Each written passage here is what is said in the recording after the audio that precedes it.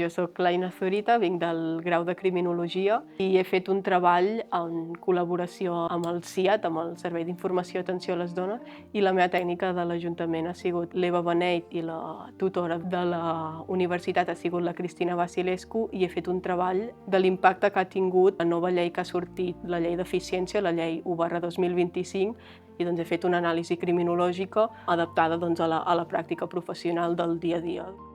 Per començar el treball, primer vaig fer una reunió amb la meva tècnica de l'Ajuntament, amb l'Eva, i em va anar molt bé perquè em va contextualitzar la problemàtica d'aquesta nova llei, i a partir d'aquí vaig contactar amb la meva tutora de la universitat i vam definir una mica l'estructura del treball, i primer vaig introduir una mica d'introducció més criminològica del debat de la justícia restaurativa en casos de violència de gènere, i després em vaig centrar en fer una anàlisi de diversos marcs normatius de violències envers les dones per poder començar a fer després la part més pràctica, on he fet entrevistes semiestructurades a diverses professionals de l'àmbit jurídic i de diversos serveis d'atenció a les dones. Tenia clar que volia fer alguna cosa que tingués importància en el territori, i vaig llegir les propostes que feien des de l'Ajuntament i vaig veure aquesta proposta que posava que havia d'afegir una crítica a la societat patriarcal i en la societat que vivim avui en dia,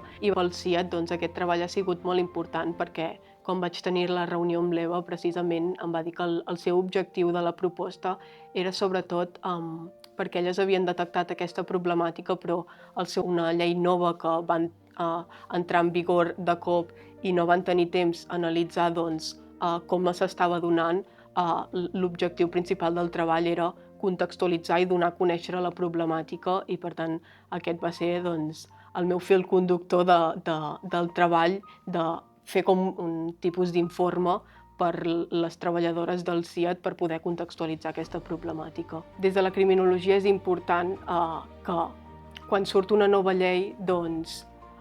no només valorar quin impacte té a nivell jurídic, sinó també quin impacte tindrà en les persones en qui rebran aquesta llei i a qui aniran dirigides. I per tant, només aquesta llei tenia en compte l'eficiència dels jutjats i l'agilització dels processos judicials, i en canvi no ha tingut tant en compte l'impacte que pot generar en aquest tipus de víctimes. I per mi el fet d'haver treballat en un treball de recerca aplicada ha sigut el meu primer contacte amb el món. I la veritat és que a l'haver fet les entrevistes ha sigut realment un contacte molt més proper, i he tingut contacte amb diverses advocades, amb diverses juristes del CIAT, i la veritat és que les entrevistes em vaig sentir molt còmoda i ha sigut una gran experiència professional, i per tant ho recomanaria molt realment a qualsevol estudiant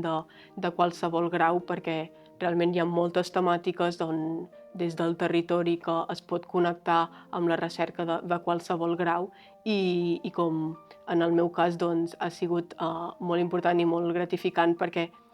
sents com el teu treball realment ha tingut impacte i com es pot arrelar en un territori que pot tenir rellevància.